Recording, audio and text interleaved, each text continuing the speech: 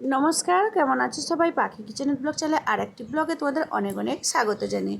তো আজকে ব্লগটা আমি সকাল থেকেই শুরু করলাম। সকাল এখন 7টা বাজে। তো চলো সকালের ব্রেকফাস্টটা প্রথমে বানিয়ে নিই।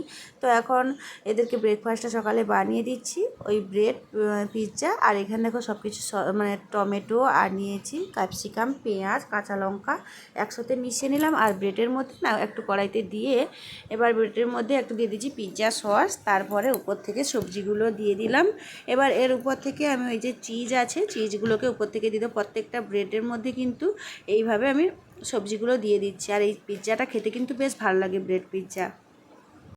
তো এখানে ব্রেডের মধ্যে দিয়ে দিব ওই চিজটাকে দিয়ে এবার এটাকে 2 মিনিটের মতো ঢাকা দিলে না চিজগুলো বেশ ব্রেডের সঙ্গে মানে গলে বেশ ভালোভাবে সেট হয়ে যাবে, খেতেও বেশ ভালো লাগবে।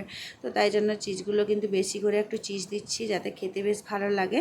তারপর আজকে না একটু আমার গলার ভয়েসটা দিতে সত্যি একটু প্রবলেম হচ্ছে। তো তোমরা যদি একটু পারো একটু অ্যাডজাস্ট করে নিও, কারণ আমি মানে ভয়েসটা ভালোভাবে দিতে পারছি না। তো বেশ চিজ দিয়ে উপর থেকে চিলি ফ্লেক্স দিয়ে আর বাটারটা দিতে ভুলে গেছিলাম, তো তাই জন্য বাটারটা কেটে একটু টুকরো করে কেটে এই যে ব্রেডের গায়ে গায়ে দিয়ে দিলাম, যাতে প্রত্যেকটা বাটার প্রত্যেকটা ব্রেডের মধ্যে যায়। তো যাই হোক, সকালে রান্নাও হয়ে গেছে নিরামিষ ভেজ পনির। তো যাই হোক, এখানে রান্নাবান্না শেষ করে এখন একটু ভাবছি আজকে ছেলে মেয়েকে স্কুলে ছেড়ে দিয়ে তারপরে যাব শপিং মলে। তো 3 বান্ধবী এখন মিলে চলে এলাম শপিং মলে। আমার ভিতরে গটে আছে এই জানো নিজেরও কি সুন্দর শাড়িটা খাড়া শাড়ি।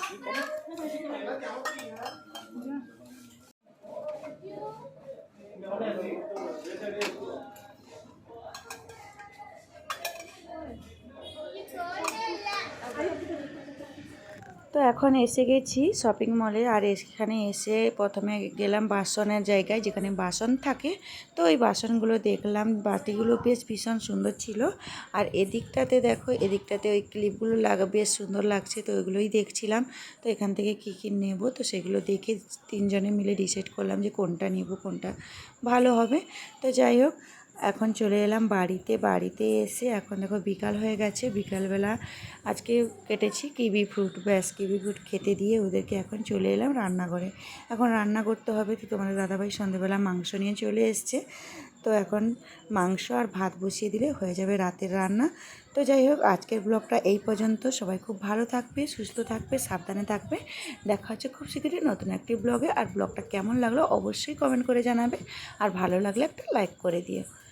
তো এখন মাংসের মধ্যে আমি দই, তারপরে নুন, হলুদ, লঙ্কার গুঁড়ো, সর্ষের তেল, লেবু আর টক দই দিয়েছি। এগুলোকে ম্যারিনেট করে ভালো করে কিন্তু আমি রান্নাটাকে করব। তো এখন এদিকে কড়াইতে সর্ষের তেলও দিয়ে দিয়েছি, আলুটাকে ভেজে নিলাম। আর পেঁয়াজ আর রসুনটাকে দিয়ে বেশ মশলাটা ভালোভাবে কষানো হয়ে গেছে। এবার এটাকে আবার কষিয়ে মাংসগুলো দিয়ে এবার এটাকে ঢাকা দিয়ে দিব। তো ঢাকা দিতে এবার এটাকে ওই 5 মিনিটের মতো ঢাকা দিয়ে দিলে এর থেকে কিছুটা জল ছেড়ে দিলে তারপরে আবার আমি এটাকে নাড়াচাড়া। তো ব্যাস, এবার রান্নাটা প্রায় হয়ে গেছে। তো চলো আজকের মতো টাটা, দেখা হচ্ছে নেক্সট।